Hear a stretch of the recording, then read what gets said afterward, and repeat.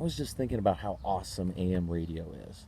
Now, in my history as a kid, I can remember going and getting an AM radio and tuning in these stations and such late at night. And you're picking up stations, radio stations that are literally thousands of miles away. And for a kid in kind of rural America, it was almost like being able to reach out to these other locations and find out what was going on there and things like that. It was just really great. But to a lot of people, it seems outdated. Doesn't sound as good as FM radio. Definitely not as good as any sort of streaming audio or digital file or anything like that. But I still think it's awesome. And so when nighttime comes, the AM radio stations start to come up in strength. Now, why does that happen?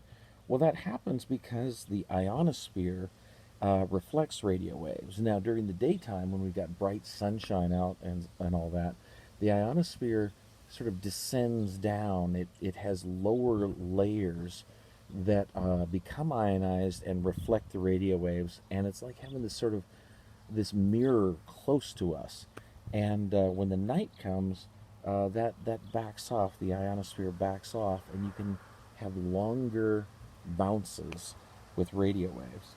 And so I decided to take a software-defined radio and look at the entire AM radio spectrum and see how it changed as we head into night, go through the night, and then head into morning, and loop that around a little bit. So let's take a look at what that looks like. This is HDSDR. It's a free program that you can download from the internet, and it interfaces with most types of software-defined radios. The thing that I want you to take a look at here is the blue band through the center with all the spikes sticking up. This blue band represents the radio spectrum on the AM band all the way from 540 kilohertz towards the left up to about 1800 kilohertz on the right. And each one of the spikes represents a radio station or some sort of interference in my local area. Now, as we head towards sunset and the sun starts going down, this is what happens.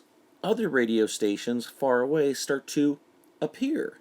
They start to fill up the entire band. All those spikes are radio stations. But now as we head towards morning and the sun starts coming back up, all those radio stations get suppressed back down. As we go through the cycle again, evening, sunset, tons of radio stations can be picked up. And then you head on into the morning, and they become suppressed again. So this is the nature of AM radio. It bounces signals off the atmosphere and allows people thousands of miles apart to hear from one another and connect to one another. And it's been doing it for over 100 years.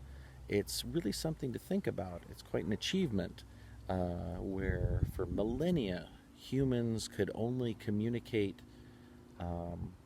at the speed of a horse, and then all of a sudden we're able to go and communicate on a worldwide basis.